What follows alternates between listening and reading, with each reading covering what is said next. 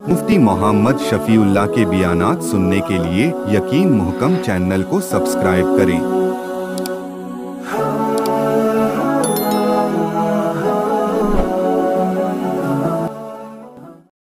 नहमदुहु व नुसल्ली अला रसूलिहिल करीम, अम्मा बअद फ़अऊज़ु बिल्लाहि मिनश शैतानिर रजीम, बिस्मिल्लाहिर रहमानिर रहीम।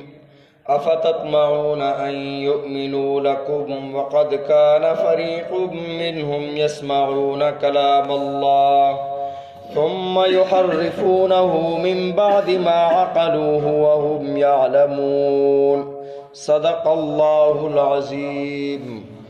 अल्लाहुम्मा सल्लि अला मुहम्मदिन व अला आलि मुहम्मद कमा सल्लैता अला इब्राहीम व अला आलि इब्राहीम इन्नका हमीदुम मजीद।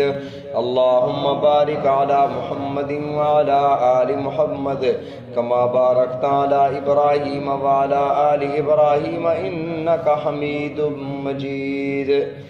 साबिक़ा दर्स में अल्लाह रब्बुल इज़्ज़त ने बनी इसराइल की जहाँ और ख़राबियाँ इरशाद फरमाईं, ये भी इरशाद फरमाया कि इनके दिल पत्थर बल्कि पत्थर से भी ज़्यादा सख्त हो चुके, और जब दिल पत्थर हो चुके तो फिर हिदायत को कबूल नहीं करते। इसी वजह से रसूलुल्लाह सल्लल्लाहु अलैहि वसल्लम ने अपनी उम्मत को ये दुआ सिखाई, अल्लाहुम्मा इन्नी अऊज़ु बिका मिनल क़स्वति वल गफ़ला। अल्लाह मैं तेरी पनाह चाहता हूँ अपने दिल के सख्त हो जाने से और गफलत से, क्योंकि अल्लाह ने कुरान मजीद में इरशाद फरमाया, ए ईमान वालो, तुम्हें अल्लाह के ज़िक्र से गाफिल हो जाना हलाक ना कर दे। यानी जब अल्लाह के ज़िक्र से इंसान गाफिल हो जाता है तो हलाकत और बर्बादी में पड़ जाता है। तो बंदे को नबी अलैहिस्सलातु वस्सलाम ने ये दुआ सिखाई, अल्लाहुम्मा इन्नी अऊज़ु बिका मिनल क़स्वति वल गफ़ला, दिल की सख्ती और गफलत से अल्लाह मैं तेरी पनाह चाहता हूँ। आज की आयत मुबारका में अल्लाह रब्बुल इज़्ज़त ने यहूद की खराबियों को जिक्र फरमाते हुए रूए सुखन मुसलमानों और मोमिनों की तरफ है। बात उनकी की जा रही है, लेकिन रूए सुखन मुसलमान और मोमिन है। जिस तरह हम बात करते हैं किसी और की और अपने को बताते हैं कि उनकी बात ऐसे है, इसी तरह अल्लाह रब्बुल इज़्ज़त ने मोमिनों से इरशाद फरमाया, अफ़तत्मऊन अन युमिनू लकुम वक़द कान फ़रीक़ुम, ए मोमिनो, अफ़तत्मऊन, क्या तुम उम्मीद रखते हो, क्या तुम तवक्को रखते हो, अन युमिनू लकुम, कि ये यहूदी ईमान ले आएंगे? ईमान नहीं लाएंगे। वक़द कान फ़रीक़ुम मिनहुम, हालांकि एक फरीक इनमें से यस्माऊना कलाम अल्लाह, इन्होंने अपने कानों से अल्लाह की बात सुनी, बराह रास्त अल्लाह की बात सुनी। वो जो 70 लोग गए थे, बराह रास्त इन्होंने जाकर अल्लाह की बात सुनी। युहर्रिफून मिन बअदि मा अक़लूहु, तब्दील कर डाला इन्होंने उसको मिन बअदि मा अक़लूहु, समझने के बाद। वहुम यअलमून, इन्हें पता भी था, ये जानते भी थे कि हम गलत कर रहे हैं। ये 70 लोग जब वहाँ गए और वहाँ से वापस आए अल्लाह की बात सुनकर, तो बनी इसराइल को सारी बातें सच्ची कहीं कि अल्लाह ने ये फरमाया, ये फरमाया, ये फरमाया, मूसा नबी हैं इनको मान लो, मूसा अलैहिस्सलाम अल्लाह के रसूल हैं, हज़रत हारून अल्लाह के नबी हैं इनको मान लो। लेकिन युहर्रिफून अल कलिमा, आखिर में एक लफ्ज़ कह दिया। अल्लाह ने यह भी फरमाया कि जितना आपसे हो सकता है कर लेना, बाकी छोड़ देना, जो आसान है वो कर लेना, जो मुश्किल है आपके लिए वो छोड़ देना। ये अपनी तरफ से कह दिया। इसको कहते हैं तहरीफ करना। युहर्रिफून अल कलिमा, अल्फाज बदल डाले। एक होती है तहरीफ मानवी, एक होती है तहरीफ लफ्जी। जहाँ भी कुरान मजीद में बनी इसराइल यहूदियों के मुताल्लिक आता है कि उन्होंने अपनी किताब में तहरीफ कर डाली, बदल डाला, तो तहरीफ से मुराद तहरीफ लफ्जी है, लफ्ज़ को उन्होंने बदल डाले। मसलन तौरात में रसूलुल्लाह सल्लल्लाहु अलैहि वसल्लम की सिफ़ात बयान की गई, लैसा बित्तवीली वला बिलक़सीर, جو نبی آخر الزمان صلی اللہ علیہ وسلم تشریف لائیں گے نہ بہت ہی ان کا قد لمبا ہوگا نہ بہت ہی چھوٹا ہوگا، معتدل اور درمیانہ ہوگا۔ انہوں نے قصیر کا لفظ مٹا دیا، ولا بالقصیر، طویل رہنے دیا، لا بھی مٹا دیا اور کہا کہ دیکھو بھی قصیر بھی نہیں ہے، یہاں تو نشانی جو لکھی ہوئی ہے نبی آخر الزمان کی، ان کا قد لمبا ہوگا، آپ کا قد تو معتدل ہے۔ ایسے بہت ساری علامات نبی علیہ الصلوۃ والسلام کی آخری نبی ہونے کی نشانیاں لکھی ہوئی تھیں، انہوں نے مٹا دیں۔ اسی طرح اگر بنی اسرائیل میں کوئی بڑا آدمی کوئی غلط کام کرتا جو حد کے حدود کے دائرے میں آتا، چوری ہے، اگر کسی نے چوری کی سزا بنی اسرائیل میں بھی ہاتھ کاٹنا تھا، لیکن انہوں نے یہ کیا کہ اگر کوئی بڑا آدمی چوری کرتا تو اس کے لیے کوئی اور قانون تھا، جو چھوٹا آدمی چوری کرتا اس کے لیے وہی قانون تھا، یہ کتاب میں لکھا ہوا ہے۔ تو ایسے یہ الفاظ کو بدل دیتے تھے۔ کسی آدمی نے جھوٹے آدمی کو جھوٹی گواہی پر پیسے دے کر آمادہ کیا کہ آپ جھوٹی گواہی دیں، اتنے پیسے دوں گا۔ اب اس بندے کو بھی شک تھا کہ پتہ نہیں مجھے پیسے دیتا ہے یا نہیں دیتا، اور گواہی لینے والے کو بھی شک تھا کہ پتہ نہیں یہ گواہی دیتا ہے یا نہیں دیتا۔ اب اس نے کہا کہ جب میں گواہی دے دوں نا تب میں ہاتھ پیچھے کروں گا، آپ مجھے پیسے دے دینا۔ اس نے کہا ٹھیک ہے۔ اب یہ جج کے سامنے گیا اور جج کے سامنے جا کر اس نے جھوٹی گواہی دے دی۔ جب گواہی دے دی تو اس نے ہاتھ پیچھے کیا، تو اس نے کہا کہ اب تو ویسے ہی جھوٹا آدمی ہے، گواہی تو اس نے دے دی ہے، کیا پیسے دینے، گواہی تو ہو گئی۔ اب وہ پیچھے ہاتھ مار رہا ہو کہ پیسے دیں، یہ میں پیچھے ہاتھ مار رہا ہوں، لیکن اس نے پیسے نہ دیے۔ جب پیسے نہ دیے تو جج نے پوچھا ہاں بھی کوئی اور بات کہنی ہے؟ اس نے کہا جی جتنا اس نے سکھایا تھا اتنا تو میں نے کہہ دیا، باقی کا مجھے پتہ نہیں ہے۔ تو یہ جو بنی اسرائیل تھے یہ بھی ایسے ساری بات انہوں نے سچی کر دی، آخر میں ایک جملہ کہہ دیا، ایک لفظ کہہ دیا کہ جو آسان ہے نا اس پر عمل کر لینا، جو مشکل ہے اس کو چھوڑ دینا۔ اور یہ ہے لفظی تحریف، جو لفظ بدل دیتے تھے۔ اور ایک ہوتی ہے معنوی تعریف۔ معنوی تعریف میں مسلمان بھی قرآن مجید میں معنوی تعریف کر رہے ہیں، کیونکہ قرآن کے الفاظ کو اللہ نے حفاظت فرمائی کہ انا نحن نزلنا الذکر وانا لہ لحافظون، قرآن مجید کو ہم نے نازل کیا اور ہم ہی اس کی حفاظت کریں گے۔ قرآن مجید کے حافظ اتنے زیادہ ہیں، 7 سال کے بچے کو کھڑا کر دو، اس کے سامنے غلط کوئی پڑھے تو وہ کہہ دیتے کہ نہیں، نشاندہی کر دیتا ہے کہ یہاں یہ نہیں ہے، یہ ہے، زبر زیر پیش نقطے کی غلطی بھی جو ہے۔ لفظی تحریف تو ممکن ہی نہیں ہے، اللہ نے حفاظت کا وعدہ فرمایا۔ لفظی تحریف کیا ہے؟ قرآن کے الفاظ کو بدل دینا، یہ کفر ہے۔ مثلا انعمت، کیا ہم پڑھتے ہیں صراط الذین انعمت علیہم، اگر کوئی پڑھے انعمت علیہم کفر ہو جائے گا، بندہ کافر ہو جائے گا۔ جان بوجھ کر اگر ایسے پڑھتا ہے، بھول کر پڑھتا ہے انعمت، نماز تو پھر بھی جاتی رہے گی، اور جان بوجھ کر پڑھتا ہے تو بندہ کافر ہو جائے گا۔ انعمت کو انعمت پڑھا، لفظی تعریف۔ کیوں؟ اس لیے کہ انعمت پڑھا جن پر تو نے انعام کیا، انعمت جن پر میں نے انعام کیا۔ اب بندے نے تو انعام نہیں کیا نا، اللہ نے انعام کیا۔ انعمت علیہم، اللہ جن پر تو نے انعام کیا، انعمت جن پر میں نے انعام کیا، کافر ہو جائے گا۔ اب لفظی تعریف تو کوئی کر نہیں سکتا، معنوی تعریف کرتے ہیں۔ مثلا بھئی لوگ کہتے ہیں جی ہم اس قرآن کو نہیں مانتے۔ کیوں نہیں مانتے؟ اس لیے کہ یہ سنیوں نے اس کتاب میں تحریف کر دی ہے۔ کیا تحریف کی ہے؟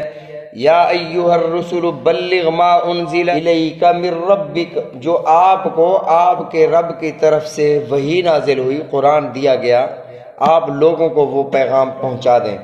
آپ کہتے ہیں جی یہاں آگے لکھا ہوا تھا بخلافت علی، علی کی خلافت، علی کی خلافت لکھا ہوا تھا، وہ سنیوں نے مٹا دیا۔ اصل یہ ہے قرآن۔ اب بہت ساری ایسی باتیں ماتم جی قرآن سے ثابت ہے، کہاں ہے؟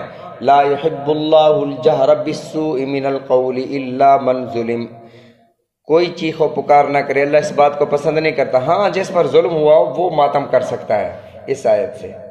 اچھا بھئی وہ تم نے جو نبوت کا دعویٰ کیا ہے تم نے کہاں سے کیا؟ کہتے جی قرآن میں ہے۔ کہاں ہے؟ کہا خاتم النبیین، نبیوں کو جو مہر لگا دے وہ نبی بن جاتا ہے۔ حضرت محمد رسول اللہ صلی اللہ علیہ وسلم نبوت کی مہر جسے لگاتے تھے وہ نبی بن جاتا ہے۔ یہ کہاں سے ثابت ہے بھی مہر لگانا؟ کہا ختم اللہ علی قلوبہم، اللہ نے مہر لگا دی۔ وہ معنی ہے نا ختم کا معنی مہر لگانا، تو خاتم کا معنی اسم فاعل ہے، معنی ہوگا مہر لگانے والا۔ یہ مانوی تعریف۔ یا ایھا النبیو، آپ بھی سمجھدار ہیں، پڑھے لکھے ہیں، یا معنی اے، ایھا یا اے نبی کا معنی نبی، اے نبی، یا ایھا النبیو اے نبی، انا ارسلناک۔ اب آپ ترجمے دیکھ لیں، ترجموں میں یہ لکھا ہوا ہے اے غیب کی خبریں دینے والے نبی۔ او بھائی یا ایھا النبی کو معنی تو اے نبی ہے، غیب کی خبریں دینے والے آپ کہاں سے لے آئے؟ مانوی تعریف، اپنی طرف سے معنی لکھ دیا۔ یہ جو مثال ہے کہ یہ فرقے جو بنے ہیں اس بنیاد پر بنے، ایک نے اپنا ترجمہ کیا، دوسرے نے اپنا ترجمہ کیا، تیسرے نے اپنا ترجمہ، یہ بھی قرآن پڑھتا ہے، یہ بھی قرآن پڑھتا ہے، یہ بھی قرآن پڑھتا ہے، یہ بھی حدیث پڑھتا ہے، یہ بھی حدیث پڑھتا ہے، یہ بھی حدیث پڑھتا ہے۔ لفظ وہی ہے قرآن مجید کے، معنی اپنا بنایا جا رہا ہے، یہ مانوی تحریف ہے۔ اور ثابت کرنے کے لیے آج کل کوئی بھی بات مشکل نہیں ہے، جیسے میں نے پہلے بھی عرض کیا تھا، وہ دوست گیا کسی کے پاس، اس نے بیوی سے کہا کیا پکانا ہے؟ اس نے کہا خاک پکانی ہے۔ تیرا دوست آیا خاک پکانی ہے، تو وہ دوست نے سن لیا، وہ ناراض ہوا کہ آپ کی بیوی نے کہا خاک پکانی ہے۔ اس نے کہا نہیں آپ نے سمجھا نہیں ہے، اس نے خاک کہا ہے نا، خاک کو اگر آپ الٹا پڑھو وہ بنتا ہے کاخ، کاخ فارسی میں محل کو کہتے ہیں، اور محل جو ہے اس کو اگر الٹا پڑھو تو لحم بنتا ہے، عربی میں لحم گوشت کو کہتے ہیں، اس کا مطلب اس نے کہا گوشت پکانا ہے۔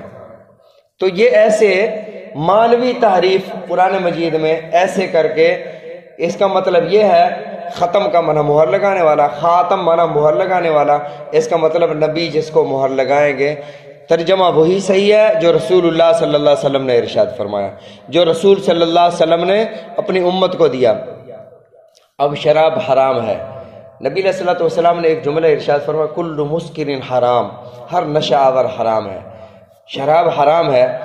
اب ایک بندہ، وہ مولوی صاحب تھا، وہ مفتی بھی کہتے ہیں، میں نام نہیں لیتا غیبت ہو جاتی ہے، وہ کہہ رہا ہو کہ بھئی وہ شراب تو بنائی جاتی تھی نا انگوروں سے، آج وہ حرام تھی، آج کل تو سیب سے، یہ وسکی پتہ نہیں ہسکی کہہ رہا تھا، یہ شراب بنائی جاتی ہے سیب سے، گندم سے، ان سے بنائی جاتی ہے، یہ شراب حرام نہیں ہے، وہ شراب حرام تھی۔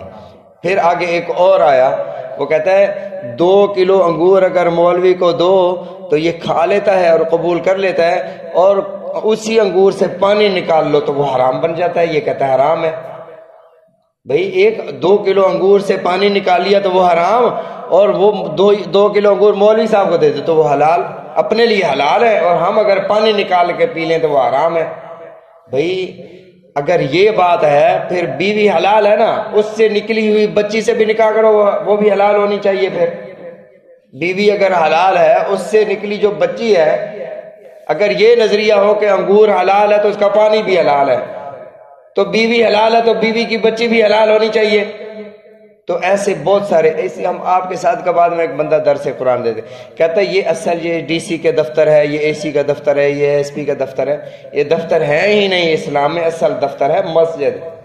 مسجد اللہ کے دفتر ہے، مولویوں نے اور پیروں نے مساجد پر قبضہ کر لیا ہے، اور حج بھی کوئی نہیں ہے۔ حج اصل تھا دنیا بھر کے سارے بادشاہ گورنر جمع ہو جائیں اور وہاں جا کر اسلامی سلطنت چلانے کے لیے مشورے کریں، یہ حج ہے۔ یہ جو تم لوگ حج کرنے جاتے ہیں یہ بھی گناہ ہے، اور جو لوگ حج کر کے واپس آتے ہیں انہیں مبارکباد دیتے ہیں وہ بھی گناہ کر رہے ہیں۔ یہ نظریات ایسے کے نظریہ، اور وہ سارے ثابت کہاں سے کر رہے ہیں؟ قرآن مجید کی آیت پڑھ کے، تحریف مانوی۔ تو اللہ نے فرمایا کہ یحرفون من بعد ما عقلوہ، وہ تحریف بھی کرتے تھے لیکن انہیں پتہ بھی ہوتا تھا کہ ہم تحریف کر رہے ہیں۔ ایک بندے نے طلاق دے دی اپنی بیوی کو، یہ ابھی تھوڑے دن پہلے کی بات ہے، مجھے کہا جی یہ مسئلہ بتائیں۔ میں نے کہا جی اس نے 2 دفعہ پہلے طلاق دے دی تھی، پھر 2 دفعہ دوبارہ دے دی۔ میں نے کہا طلاق ہو گئی ہے، مغلظہ ہو گئی، 3 طلاقیں پوری ہو گئی اس کی۔ اب وہ جو جس نے طلاق دے دی تو وہ مجھے کہتا ہے کہ میں نے مولانا طارق جمیل صاحب کا بیان سنا تھا. انہوں نے کہا تھا کہ ایک مولوی صاحب کو کسی نے ایسا کا مسئلہ بتایا, انہوں نے کہا طلاق ہوگی, تو پیسے نکال کے اس نے جائے نماز کے نیچے رکھے. تو مولوی صاحب نے کہا اچھا یہ بتا کہ تو نے کہا کیسے تھا؟ اس نے کہا کہ میں نے کہا تھا طلاق. اس نے کہا تے کے ساتھ یا توئے کے ساتھ کہا تھا. میں نے کہا جی تے کے ساتھ طلاق کیسے کہا تھا؟ اس نے کہا پھر طلاق نہیں ہوئی, کیونکہ پیسے نیچے رکھے تھے نا. کہا طلاق نہیں ہوئی. کیوں نہیں ہوئی؟ کہتا ہے کہ تے کے ساتھ ہوتا ہے طلاق, لفظ ہے طلاق, تو طلاق تو نہیں کہا تھا نا, اس لیے آپ کی طلاق نہیں ہوئی.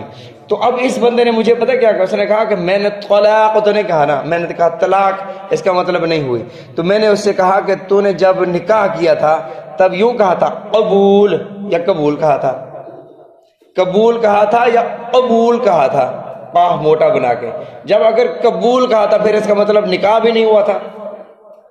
اگر کہا تھا صرف قبول پھر تو نکاح بھی نہیں ہوا تھا. تحریف مانوی, تحریف کر کے اپنی طرف سے اپنے نظریے کے مطابق الفاظ کو بدل کے دیکھو جی ہم نے تو ایسے کہا تھا. اچھا طلاق کا مسئلہ آ گیا, میں بتا دوں طلاق کا. میں نے جب یہ بات کی نا ان سے, اس نے کہا جی ایک میسج نکالا, انہوں نے پڑھنا شروع کیا. انہوں نے کہا جی لکھا ہوا تھا کہ نبی علیہ الصلوۃ والسلام کے دور میں لوگ 3 طلاق دیتے تھے تو 1 شمار کی جاتی تھی, 1 طلاق. لیکن جب حضرت عمر کا دور آیا تو حضرت عمر نے نبی کے خلاف فتویٰ دے کر 3 کو 3 قرار دے دیا. میں نے کہا ادھر رک جاؤ, بات یہ ہے کہ ایک آج کا عام مسلمان اس کے جذبات تو یہ ہوں کہ نبی کے خلاف نہ ہو. اگر نبی کا کوئی فتویٰ ہے تو اس کے خلاف میں کوئی کام نہیں کروں گا. اور وہ حضرت عمر جن کو نبی علیہ الصلوۃ والسلام نے خانہ کعبہ میں کھڑو کر مانگا, وہ عمر جنہوں نے نبی کو عرض کیا یا رسول اللہ منافق کا جنازہ نہ پڑھائیں, آقا نے پڑھا دیا, آیات نازل ہوئی استغفر لہم او لا تستغفر لہم ان تستغفر لہم 70 مرۃ فلن یغفر اللہ لہم. محبوب عمر کا فیصلہ صحیح تھا, اس کا مشورہ صحیح تھا. اگر آپ 70 دفعہ بھی اس اللہ کے دشمن کی نماز جنازہ پڑھاتے تو اللہ معاف نہیں فرمائیں گے. غزوہ بدر کے قیدیوں کا معاملہ آیا, حضرت عمر نے عرض کیا یا رسول اللہ جو لوگ اللہ اور اس کے رسول کے دشمنوں نے قتل کر دیا جائے. اللہ کے نبی صلی اللہ علیہ وسلم کی رائے یہ ہوئی کہ فدیہ لے کر آزاد کر دیا جائے. فدیہ لے کر آزاد کیا گیا. تو آیات جب سورہ انفال کی نازل ہوئیں تو رسول اللہ صلی اللہ علیہ وسلم نے ارشاد فرمایا اگر آج اللہ کا عذاب آ جاتا تو سوائے عمر کے کوئی نہ بچتا. یہ حضرت عمر تھے. میں نے کہا وہ عمر تو نبی کے خلاف فتویٰ دے رہے ہیں اور آج کا مسلمان کہے کہ میں نبی کے مطابق کر رہا ہوں. میں نے کہا یہ صحابہ کرام رضوان اللہ علیہم اجمعین سے متنفر کرنے کے لیے ایسی کی باتیں کرتے ہیں. ایسی بات نہیں, حضرت عمر نے نبی کے خلاف کوئی فتویٰ نہیں دیا. حضرت عمر نے یہ فرمایا تھا کہ نبی علیہ الصلوۃ والسلام کے دور میں دیانتداری کا دور تھا, خیر کا دور تھا. خیر القرون قرنی, سب سے بہتر زمانہ میرا زمانہ ہے. فرمایا اب نبی کا دور گزر گیا, ابو بکر صدیق کا دور گزر گیا, اب وہ دیانتداری جو نبی کے دور کے لوگوں کی تھی اب وہ نہیں رہی ہے. اس لیے کوئی یہ کہے کہ میرے دل میں تو بس ڈرانا تھا نا, میں ڈرا رہا تھا اس لیے میں نے 3 طلاقیں دے دی. حضرت عمر نے بٹھا کر ساری شورا کو, ابو ہریرہ بھی اس میں ہیں, عبداللہ بن عمر بھی ہیں, عبداللہ بن مسعود بھی ہیں, بڑے بڑے کبار صحابہ, ان کی موجودگی میں ایک بل پاس ہوا کہ 3 طلاق 3 ہوگی. تو میں نے کہا آج کا کتنا بڑا مولوی ہو جائے حضرت عمر کی قدموں کی خاک پر بھی نہیں پہنچ سکتا. تو حضرت عمر کا جو فیصلہ ہے وہی حق ہے, وہی نبی علیہ الصلوۃ والسلام کی سنت کے قریب اور آپ کی سنت ہے. آپ نے فرمایا علیکم بسنتی و سنت الخلفاء الراشدین. ایک تو میری سنت ہے اور جہاں میرے سارے یہ خلفاء راشدین صحابہ جمع ہو جائیں وہ بھی ایسے سنت ہے جیسے میری سنت ہے. اللہ تعالی ہم سب کو سمجھنے کی, عمل کرنے کی توفیق عطا فرمائے. قرآن مجید کی تحریف لفظی معنوی سے ہم سب کو محفوظ رکھے. اللہ تعالی ہم سب کے ایمان کی حفاظت فرمائے. آمین.